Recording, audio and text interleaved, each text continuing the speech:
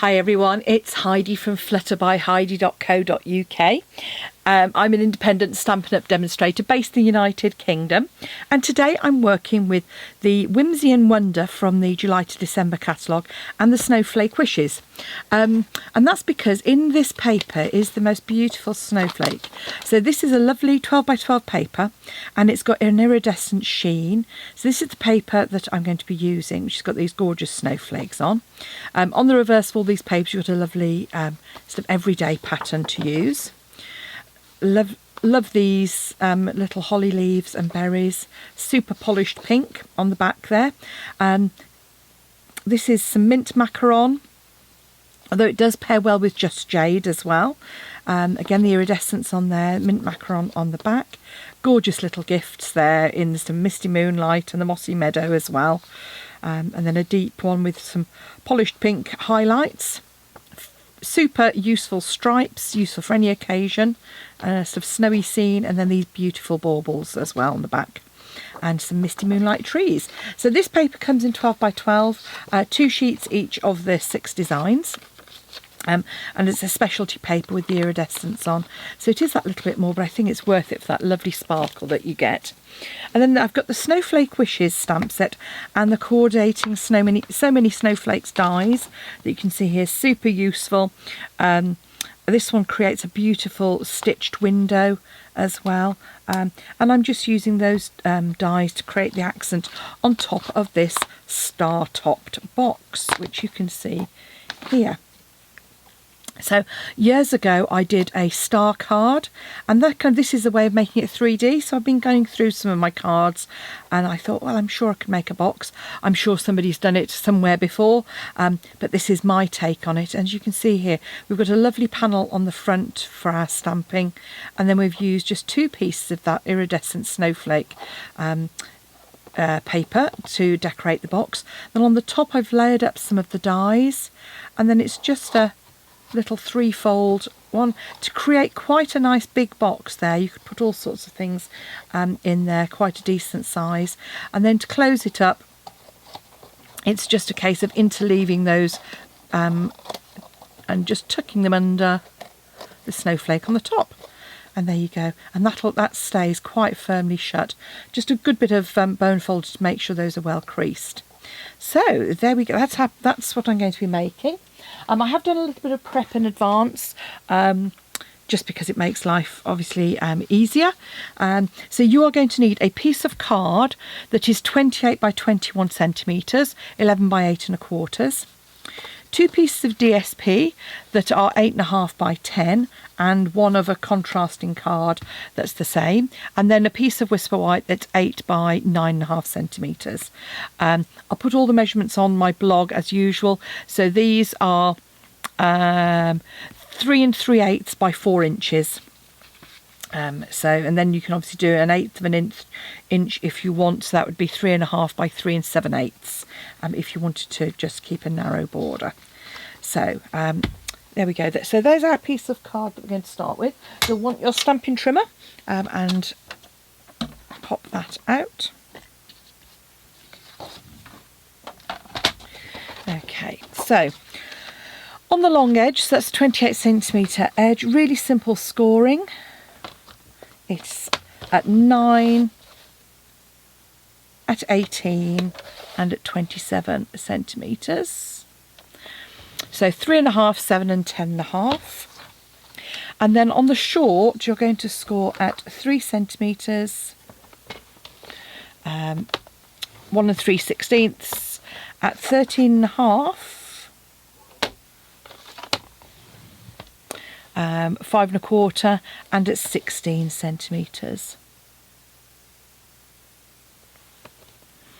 which is 6 1/4. So you will then have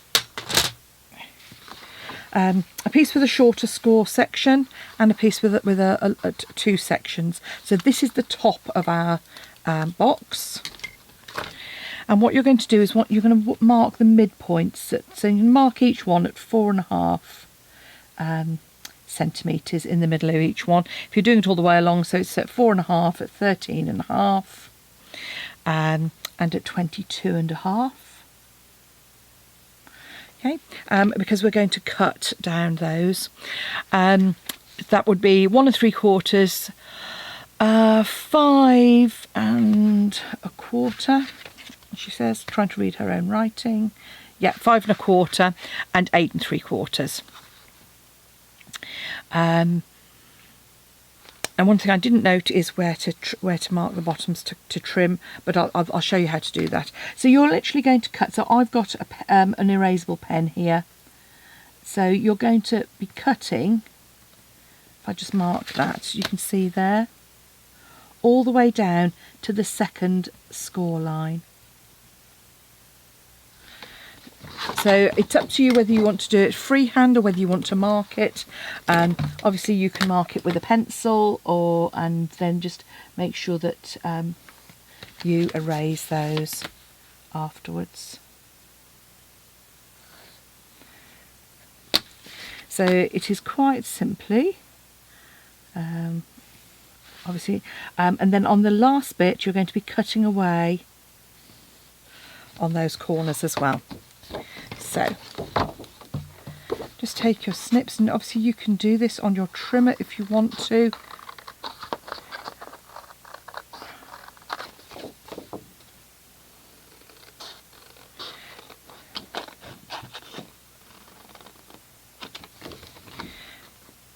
Yes, I've been updating my fancy folds, so if you're into your fancy folds, I have got those added, or just updated my list. So if you go to the top of my blog, you'll see various headings.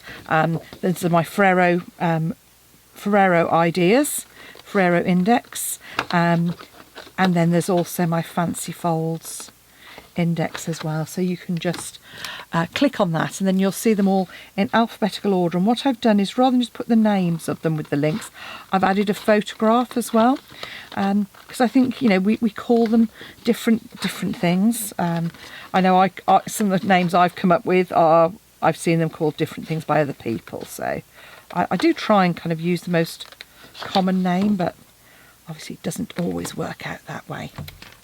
So what you've got now then is you've got a piece that looks like this, and we're going to be cutting on our bottom as well, but I'm just going to cut straight up, because rather than actually measure those, I'll actually trim them once they're in place. I'll show you what I mean by that. Okay, so let's do a bit of reinforcing of our creases, and then we can add our DSP layers.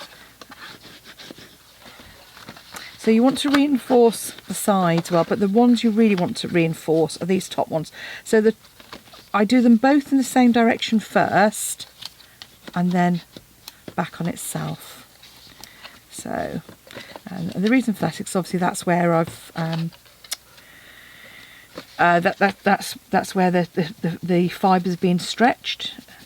And you can see, the great thing about these erasable pens is they really do erase really well.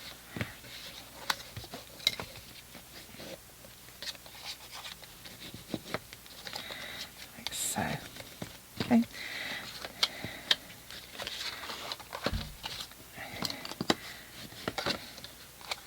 The other thing I need to do is just pop a little bit of red tape to close that up on the side.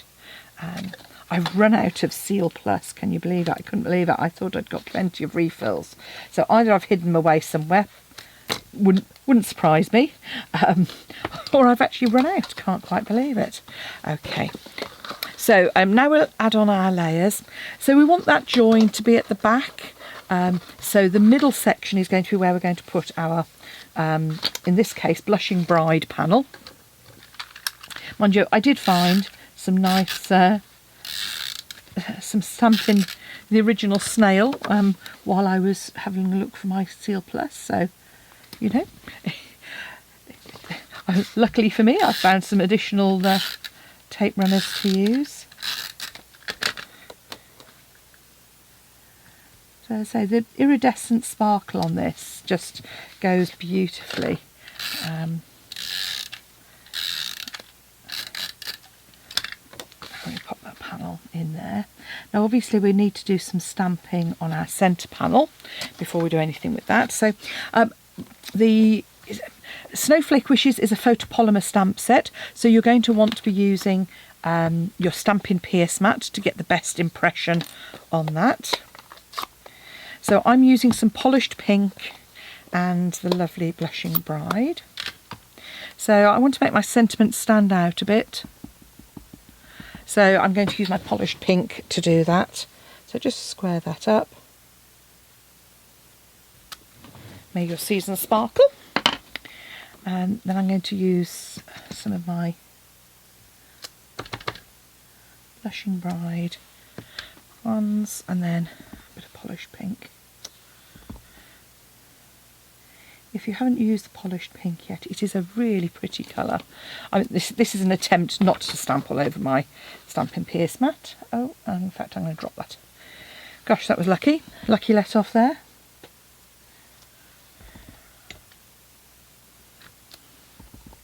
Now obviously if you wanted to go a little bit more, you could always add in some die cuts on the front there as well. I've got some, you know, you could sort of pop on an extra die cut if you wanted to. With these die cuts, if you're attaching them flat, then I would recommend that you die cut them with some of our double-sided adhesive sheets on the back, just to make it a little bit easier to attach them. Either that or you're going to use a bit of fine tip glue as well. In fact, let's pop that on there. And while I've got my glue out, so let's pop that to one side. So you can either use our fine tip glue, or I'm using some of our Tombow in a fine tip glue dispenser. And that's because I find in my room, because I've got a radiator immediately in front of me, I find that my fine tip glue gets really runny.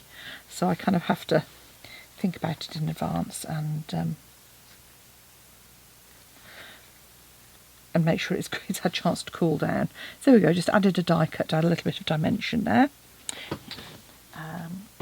And what I now want to do is layer up my other die cuts, which of course I have just knocked onto the floor. So we've got our lovely one there, which is cut out of Whisper White.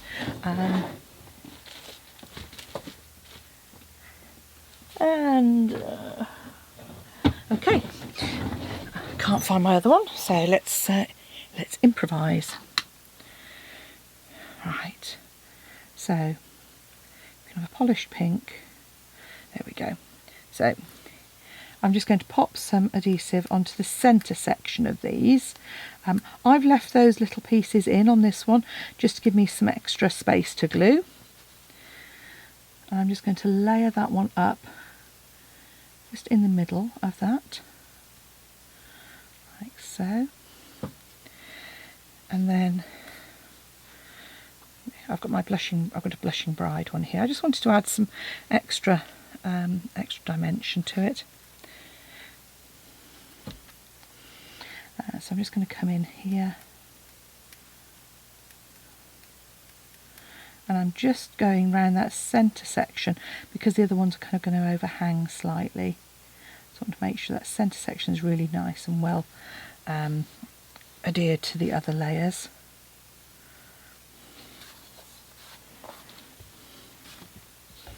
And just pop that in. There we go.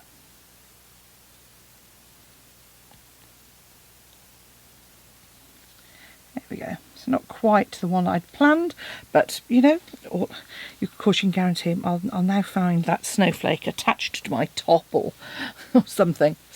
It's disappeared some. I just swept it off accidentally with my elbow. Not a good plan. So there we've got our lovely snowflake panel. We've got our snowflake for the top. So now all we need to do is put our box together. So tape runner, pop that on the centre there. Much easier to layer it up while it's flat. Take our red tape off the side, and I'm just going to tuck that in and line that up. And once that's grabbed, if you pop it on its side and just pop your bone folder in there. And then with the side panels, all I'm going to do is just a bit of trimming. So you could measure these if you wanted to, but if you want it to be reasonably precise, then you can just fold back the flaps and then just trim with your scissors. Now, if you prefer to measure, off the top of my head, it was about 1.6. Yep, about 1.6 or 1.7 millimetres. So if you wanted to mark them, that would be around about 5/8. So up to you entirely. But once you've got your box kind of attached on the side, it's probably just as easy to just run your scissors across the top there.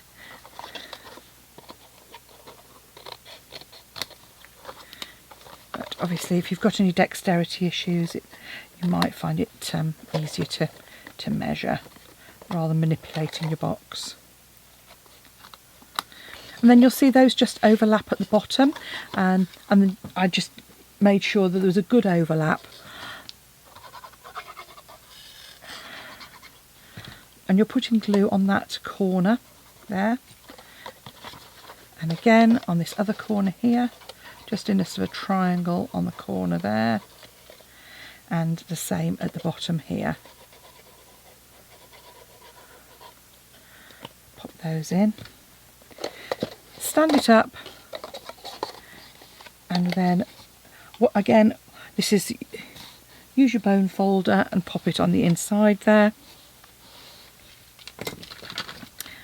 Just reverse that smooth edge and just pop that down, or obviously put something a little bit heavier on the inside, but you'll see that just overlaps nicely as well.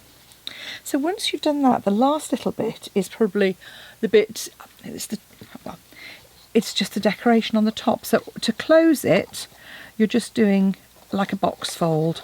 So it is like the star fold card, you're just tucking one in the top there. I've left a little gap in the middle there, and all I'm going to do, that's just to make it easier to open as you go along.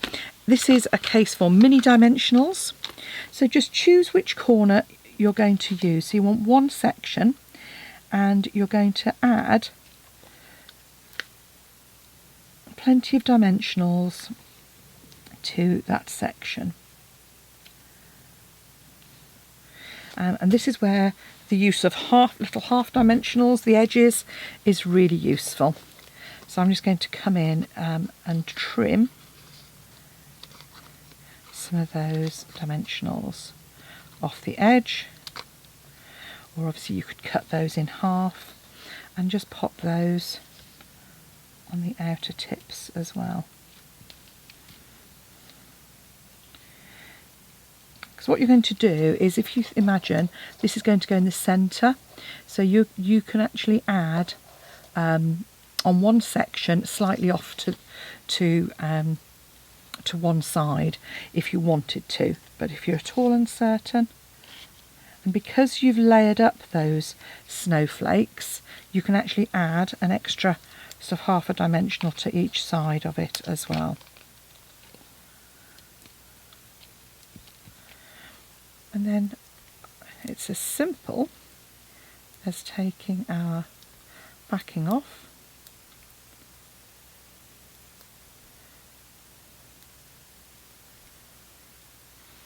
and just lining that up with one of the points. So if you imagine that we're just coming straight from the top to the bottom, have a look and see what the overlap is like. And then open it up and give it just a really good squeeze. So once you've got the snowflake on top, all you need to do is just close the box up now. And to do that, if you pop the first layer underneath the snowflake, and this one over here is going to go, so underneath, over, this one's going to go over the top and underneath, and this one's going to tuck under this bottom corner here. So as you can see there, all you do is lift that up slightly and feed that under the snowflake, and there you go. There you have your pretty box with our lovely panel on the front. Here's our other one. I think it just adds having a little bit more of a snowflake. And they're ready for your Christmas gifting. So all you need to do is, say, pop your gift in, and those will stay pretty well closed. If you'd like to purchase any of the products that you've seen today, either the Whimsy and Wonder paper, this lovely snowflake, or the snowflake wishes and so many snowflake dies, you'll find all the links in my blog, in my blog, or you'll find them in the description bar below this video on YouTube, and just click on those to go to the shop. And do come back and see me again soon, and I'd love it if you hit the subscribe button on my YouTube. It really does make a difference. Thanks for watching. Come back soon. Bye now.